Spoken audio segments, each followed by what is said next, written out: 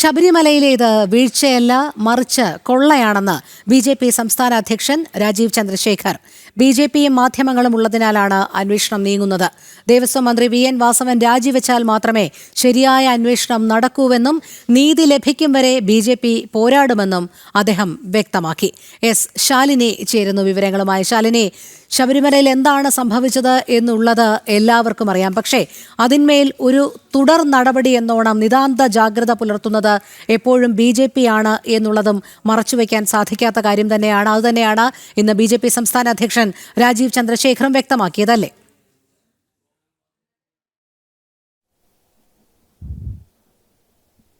രോഹിണി, തീർച്ചയായും അങ്ങനെയാണ്. ബി.ജെ.പിയുടെ സംസ്ഥാന അധ്യക്ഷൻ രാജീവ് ചന്ദ്രശേഖർ അല്പസമയം മുമ്പാണ് മാധ്യമങ്ങളോട് പ്രതികരിച്ചത്. അതായത് മുൻ ദേവസ്വം കമ്മീഷണറും ദേവസ്വം ബോർഡ് പ്രസിഡന്റൊക്കെയായിരുന്ന എൻ വാസുവിന്റെ അറസ്റ്റ്, തൊട്ടു പിന്നാലെ ദേവസ്വം ബോർഡ് പ്രസിഡന്റായ പത്മകുമാറിനെ ചോദ്യം ചെയ്യാൻ നോട്ടീസ് അയച്ച SITയുടെ നടപടി, കൂടാതെ തന്നെ ഈ മസറടക്കം തിരുത്തിയ ജയശ്രീയുടെ ജാമ്യം അടക്കമുള്ള കാര്യങ്ങളിൽ കോടതി ഇന്ന് നടത്തിയിട്ടുള്ള നിർണായക ഇടപെടൽ, ഈ കാര്യത്തിലാണ് മാധ്യമങ്ങൾ ചോദ്യം ചോദിച്ചത്. ജനം ടിവിയുടെ ചോദ്യത്തോട് പ്രതികരിക്കുകയായിരുന്നു ബി.ജെ.പിയുടെ സംസ്ഥാന അധ്യക്ഷൻ. അതായത് ശബരിമലയിൽ നടന്നത് വെറുമൊരു വീഴ്ചയല്ല, അത് കൃത്യമായ കൊള്ളയാണ്, അതിന് പിന്നിൽ CPM ആണ് എന്നുള്ള കാര്യം പറയുകയാണ് ബി.ജെ.പിയുടെ സംസ്ഥാന അധ്യക്ഷൻ. ഒപ്പം തന്നെ ബി.ജെ.പിയും മാധ്യമങ്ങളും ഉള്ളതുകൊണ്ട് മാത്രമാണ് അന്വേഷണം SIT ഇത്തരത്തിൽ കൊണ്ടുപോകുന്നത് എന്നുള്ളതാണ് അദ്ദേഹം പറയുന്നത്.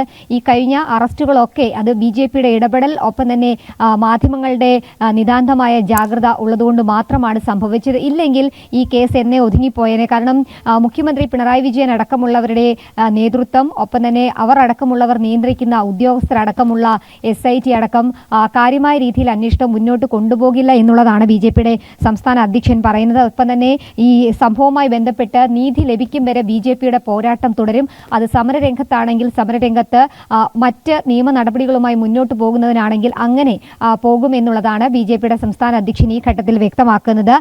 അത് മാത്രമല്ല, നിലവിലെ ദേവസ്വം ബോർഡ് പ്രസിഡന്റ് അടക്കമുള്ളവരിലേക്കും മുഖ്യമന്ത്രിയിലേക്കും ഈ ശബരിമലയിലെ കൊള്ളയുമായി ബന്ധപ്പെട്ട അന്വേഷണം എത്തും. അത് എത്താതിരിക്കാനുള്ള നടപടികൾ സർക്കാർ തലത്തിൽ സ്വീകരിക്കുന്നുണ്ട് എന്നുള്ള ഒരു വിമർശനം കൂടി അദ്ദേഹം ഉന്നയിക്കുകയും ചെയ്തിട്ടുണ്ട്. കൂടാതെ തന്നെ വാസവനടക്കമുള്ളവർ രാജിവെക്കണമെന്നൊരു ആവശ്യം കൂടി ബി.ജെ.പിയുടെ സംസ്ഥാന അധ്യക്ഷൻ ആവർത്തിക്കുകയാണ്. ശരിയായ രീതിയിൽ സംസ്ഥാനത്ത് SITയുടെ അന്വേഷണം പോകണം. ആ അന്വേഷണം മുന്നോട്ട് പോകണമെങ്കിൽ, കൃത്യമായ കുറ്റക്കാരിലേക്ക് അന്വേഷണം എത്തണമെങ്കിൽ വാസവൻ രാജിവെച്ച് സ്ഥാനത്ത് നിന്ന് മാറി നിന്നാൽ മാത്രമേ നടക്കൂ എന്നുള്ളതാണ് ബി.ജെ.പിയുടെ സംസ്ഥാന അധ്യക്ഷൻ പറയുന്നത്. ഒപ്പം തന്നെ കുറ്റക്കാരെ നിയമത്തിന് മുന്നിൽ കൊണ്ടുവരും വരെ നിയമ നടപടികളും ഒപ്പം തന്നെ സമര പരിപാടികളുമായി ബി.ജെ.പി. മുന്നോട്ട് പോവുകയാണ്. തദ്ദേശ തെരഞ്ഞെടുപ്പ് അടക്കം അടുത്തിരിക്കുന്ന സാഹചര്യത്തിൽ കൂടിയാണ് അതിരൂക്ഷമായ വിമർശനം സംസ്ഥാന സർക്കാരിനെതിരെയും മുഖ്യമന്ത്രിക്കെതിരെയും ബി.ജെ.പിയുടെ ഭാഗത്തുനിന്ന് വരുന്നത്. അതിൽ തുടർച്ചയായി സർക്കാർ തലത്തിൽ നിന്നുള്ള ഉദ്യോഗസ്ഥരുടെയും മുഖ്യമന്ത്രിയുടെ അടക്കമുള്ളവരുടെ വിശ്വസ്തർ ശബരിമലയിലെ സ്വർണ്ണ കവർച്ചയുമായി ബന്ധപ്പെട്ട് അറസ്റ്റിലാകുന്ന സാഹചര്യം, ഒപ്പം തന്നെ SIT നിരന്തരമായി ചോദ്യം ചെയ്യാൻ വിളിപ്പിക്കുമ്പോഴും അതിൽ നിന്ന് പിന്നോട്ട് പോകുന്നൊരു സമീപനം പത്മകുമാർ അടക്കം സ്വീകരിച്ച സാഹചര്യത്തിൽ കൂടിയാണ് അദ്ദേഹം ഇപ്പോൾ പ്രതികരിച്ചിട്ടുള്ളത്. കൂടാതെ തന്നെ ഈ വൈറ്റ് കോളർ ടെററിസം അടക്കമുള്ള കാര്യങ്ങളിലും ബി.ജെ.പി. സംസ്ഥാന അധ്യക്ഷൻ ഇപ്പോൾ മാധ്യമങ്ങളോട് പ്രതികരിക്കുകയുണ്ടായി. രാഷ്ട്രീയത്തിനും ജനാധിപത്യത്തിനും എതിരായ സമീപനമാണ് CPMഉം കോൺഗ്രസും എല്ലാ കാലത്തും സ്വീകരിച്ചിട്ടുള്ളത്.